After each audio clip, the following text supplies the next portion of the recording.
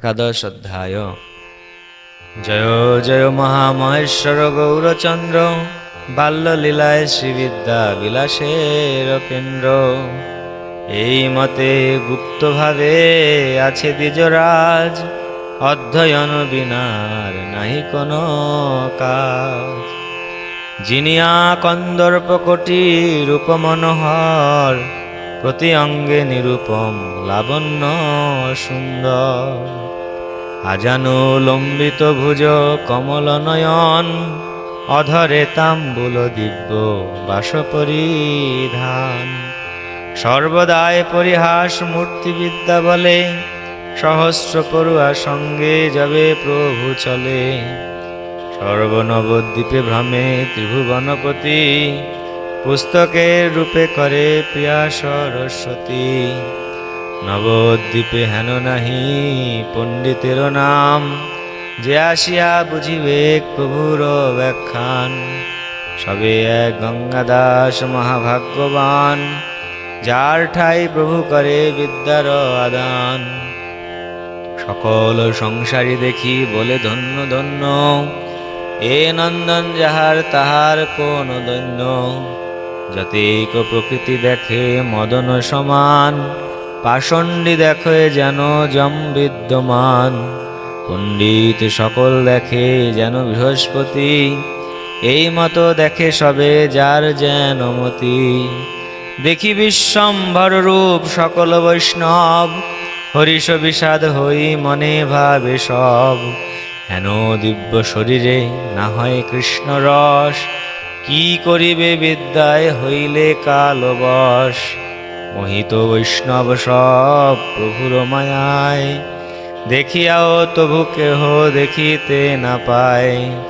সাক্ষাতেও প্রভু দেখি কেহ কেহ বলে, কি কার্যে গোয়াও কাল তুমি বিদ্যা ভোলে। শুনিয়া হাসেন প্রভু সেবকের বাক্যে, প্রভু বলে তোমরা শিখাও মোর ভাগ্যে।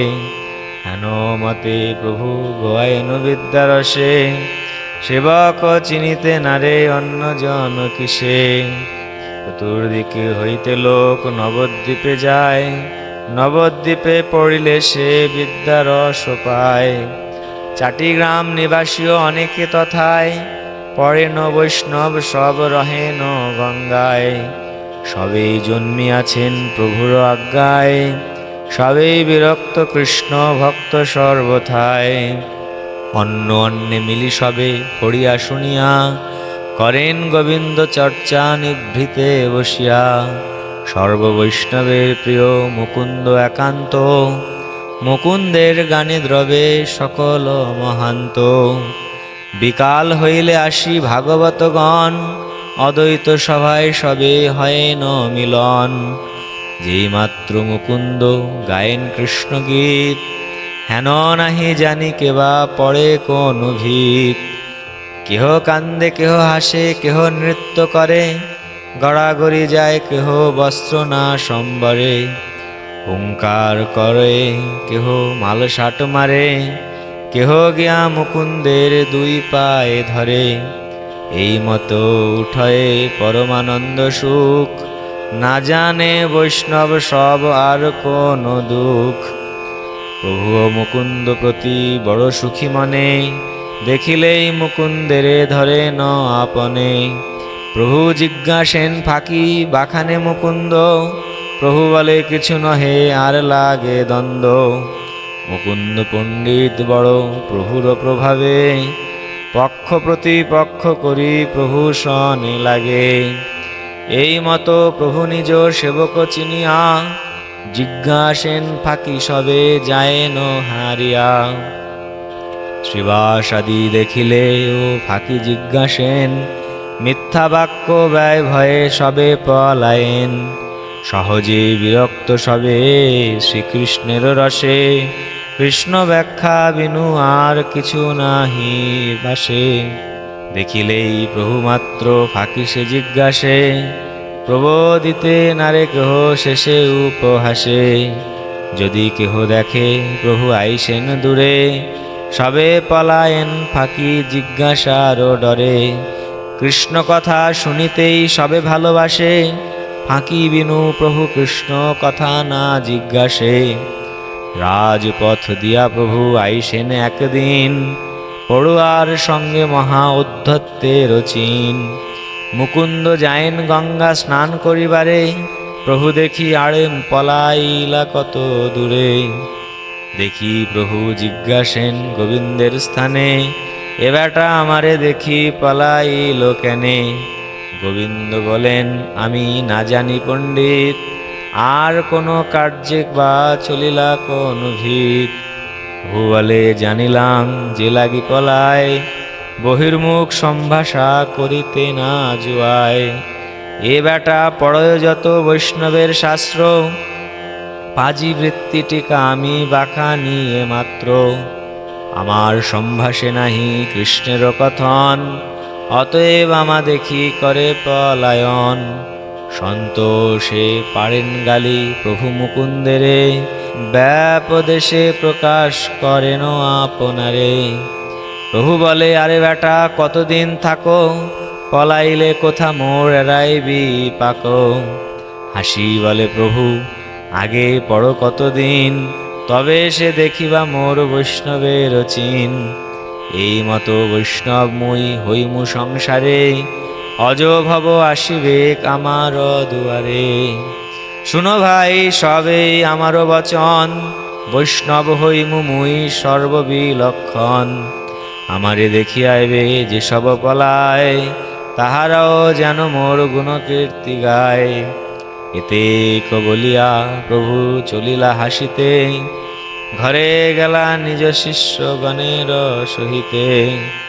এই মতো রঙ্গ করে বিশ্বম্বর রায়, কেতানে জানিতে পারে যদি না জানায়। হেন মতে ভক্তগণ নদিয়ায় বৈশে, সকল নদিয়া মত্ত ধনপুত্র রসে। শুনিলেই কীর্তন করে পরিহাস, কেহ বলে সব পেট পুষিবার আশ। কেহ বলে জ্ঞান যোগ এড়িয়া বিচার, উদ্ধতের প্রায় নিত্য এ কোন ব্যবহার। কেহ বলে কতবা পড়িলু ভাগবত, নাচিব কাঁদিব হেন না দেখিলু পথ। শ্রীবাস পণ্ডিত চারি ভাইরে লাগিয়া, নিদ্রা নাহি যাই ভাই ভোজন করিয়া। ধীরে ধীরে কৃষ্ণ বলিলে কি পুণ্য নহে, নাচিলে গাইলে ডাক ছাড়িলে কি হয়। এই মতো যত পাপ পাষণ্ডিরগণ, দেখিলেই বৈষ্ণবেরে করে কুকথন। শুনিয়া বৈষ্ণব সব মহা দুঃখ পায়, কৃষ্ণ বলি সবেই কান্দেন ঊর্ধ্বরায়।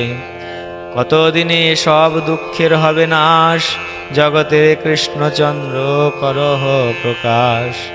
সকল বৈষ্ণব মিলি অদ্বৈতের স্থানে, পাষণ্ডীর বচন করেন নিবেদনে। শুনিয়া অদ্বৈত হয় রুদ্র অবতার, সংহারিমু সব বলি কর এ হুঙ্কার। আসিতেছে এই মোর প্রভু চক্রধর, দেখিবা কি হয় এই নদিয়া ভিতর।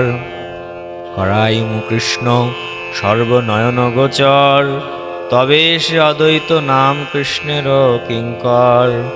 আর দিন কত গিয়া থাকো ভাই সব, এথায় দেখিবা সব কৃষ্ণ অনুভব।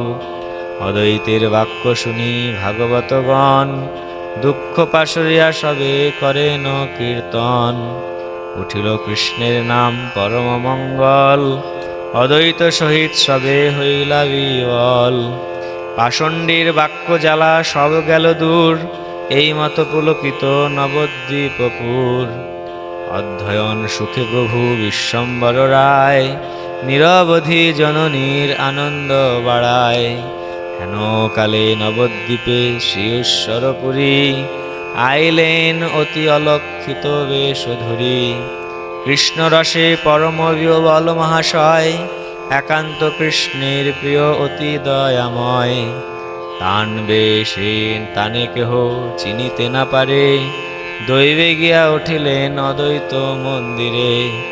যেখানে অদ্বৈত সেবা করেন বসিয়া, সম্মুখে বসিলা বড় সংকুচিত হইয়া। বৈষ্ণবের তেজ বৈষ্ণবেতে না লুকায়, পুনঃ পুনঃ অদ্বৈত তান পানে চায়। অদ্বৈত বলেন, বাপ তুমি কোন জন? বৈষ্ণব সন্ন্যাসী তুমি, হেন লয় মন। বলেন, ঈশ্বরপুরী আমি শূদ্রাধম, দেখিবারে আইলাং তোমারও চরণ। বুঝিয়া মুকুন্দ এক কৃষ্ণের চরিত, গাইতে লাগিলা অতি প্রেমের সহিত। যেই মাত্র শুনিলেন মুকুন্দের গীতে, পড়িলা ঈশ্বরপুরী ঢলি পৃথিবীতে। নয়নের জলে অন্ত নাহিক তাহান, পুনঃ পুনঃ বাড়ে প্রেম ধারায় পয়ান।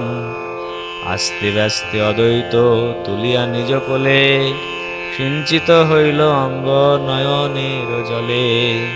সম্বরণ নহে প্রেম পুনঃ পুনঃ বাড়ে, সন্তোষে মুকুন্দ উচ্চ করি শ্লোক পড়ে। দেখিয়া বৈষ্ণব সব প্রেমের বিকার, অতুল আনন্দ মনে জন্মিল সবার। পাছে সবে চিনিলেন শ্রী ঈশ্বরপুরী, প্রেম দেখি সবেই সঙ্গরে হরি হরি। এই মতো ঈশ্বরপুরী নবদ্বীপপুরে, অলক্ষিতে বলেন চিনিতে কেহ নারে। দৈবে একদিন প্রভু শ্রী গৌর সুন্দর, পড়াইয়া আইসেন আপনার ঘর। পথে দেখা হইল ঈশ্বরপুরী সনে, ভৃত্য দেখি প্রভু নমস্করিলা আপনে। অতি অনর্বচনীয় ঠাকুর সুন্দর, সর্বমতে সর্ববিলক্ষণ গুণধর। যদ্যপি তাহান মর্ম কেহ নাহি জানে, তথাপি সাধস করে দেখি সর্বজনে। চাহেন ঈশ্বরপুরী প্রভুর শরীর, সিদ্ধ পুরুষের প্রায় পরম গম্ভীর। জিজ্ঞাসেন তোমার কি নাম বিপ্রবর, কি পুঁথি পড়াও পড়ো কোন স্থানে ঘর।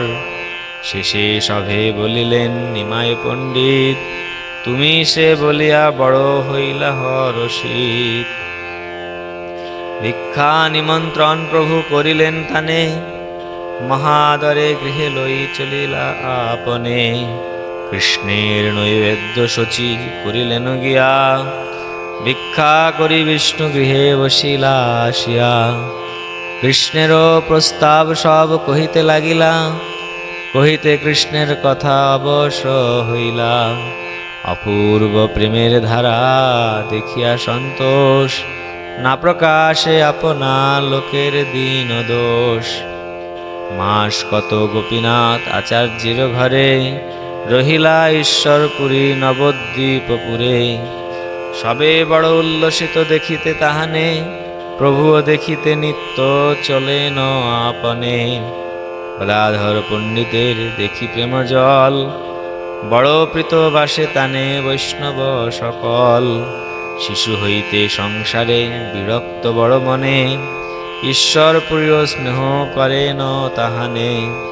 গদাধর পণ্ডিতেরে আপনার কৃত, পুঁথি পড়ায়েন নাম কৃষ্ণ লীলামৃত। পড়াইয়া পড়িয়া ঠাকুর সন্ধ্যাকালে, ঈশ্বরপুরীরে নমস্করিবারে চলে। প্রভু দেখি শ্রী ঈশ্বরপুরী হর্ষিত, প্রভু হেন না জানেন তবু বড় প্রীত। হাসিয়া বলেন তুমি পরম পণ্ডিত, আমি পুঁথি করিয়াছি কৃষ্ণের চরিত। সকল বলিবা কোথা থাকে কোন দোষ, ইহাতে আমার বড় পরম সন্তোষ। প্রভু বলে ভক্ত বাক্য কৃষ্ণের বর্ণন, ইহাতে যে দোষ দেখে সেই পাপী জন। ভক্তের কবিত্ব যেতে মতে কেন নয়, সর্বথা কৃষ্ণের প্রীতি তাহাতে নিশ্চয়। মূর্খ বলে বিষ্ণায়, বিষ্ণবে বলে ধীর, দুই বাক্য পরিগ্রহ করে কৃষ্ণবীর। মূর্খ বদতি বিষ্ণায়, ধীর বদতি বৈষ্ণবে, উভয়স্তু সমম পুণ্যম ভাবগ্রাহী জনার্দন। ইহাতে যে দোষ দেখে তাহার সে দোষ, ভক্তের বর্ণন মাত্র কৃষ্ণের সন্তোষ। অতএব তোমার সে প্রেমের বর্ণন, ইহাতে দোষিবে কোন সাহসিক জন। শুনিয়া ঈশ্বরপুরী প্রভুর উত্তর, অমৃত সিঞ্চিত হইল সর্বকলেবর। পুনঃ হাসি বলেন তোমার দোষ নাই, অবশ্য বলিবা দোষ থাকে যেই ঠাই। এই মতো প্রতিদিন প্রভু তান সঙ্গে বিচার করেন দুই চারিদণ্ড রঙ্গে। একদিন প্রভু তান কবিত্ব শুনিয়া হাসি দুষিলেন ধাতু না লাগে বলিয়া। প্রভু বলে এ ধাতু আত্মনেপদী নয়, বলিয়া চলিলা প্রভু আপন আলয়। ঈশ্বর পুরীয় সর্বশাস্ত্রেতে পণ্ডিত, বিদ্যারস বিচারেও বড় হরষিত। প্রভু গেলে সেই ধাতু করেন বিচার, সিদ্ধান্ত করেন তহি অশেষ প্রকার। সেই ধাতু করেন আত্মনেপদী নাম, আর দিনে প্রভু গেলে করেন ব্যাখ্যান। যে ধাতু পরমস্পদী বলি গেলা তুমি, তাহা এই সাধিলু আত্মনেপদী আমি। ব্যাখ্যান শুনিয়া প্রভু পরম সন্তোষ, ভৃত্যজয় নিমিত্ত না দেন আর দোষ। সর্বকাল প্রভু বাড়ায়েন ভৃত্যজয়, এই তান স্বভাব সকল বেদে কয়। এই মতো কতদিন বিদ্যারস রঙ্গে, আছিলা ঈশ্বর পুরী গৌরচন্দ্র সঙ্গে। ভক্তিরসে চঞ্চল একত্র নহে স্থিতি, পর্যটনে চলিলা পবিত্র করি খিতি। যে শুনয়ে ঈশ্বর পুরীর পুণ্য কথা, তার বাস হয় কৃষ্ণ পাদ পদ্ম যথা। যত প্রেম মাধবেন্দ্র পুরীর শরীরে, সন্তোষে দিলেন সব ঈশ্বর পুরীরে। পাইয়া গুরুর প্রেম কৃষ্ণের প্রসাদে, ভ্রমেণ ঈশ্বর পুরী অতি নির্বিরোধে। শ্রীকৃষ্ণ চৈতন্য নিত্যানন্দ চান্দ যেন, বৃন্দাবন দাসতছু পদ যুগে গান। ইতি চৈতন্য ভাগবতে আদি খণ্ডে শ্রীমদেশ্বরপুরী মিলনম নাম 11 অধ্যায়।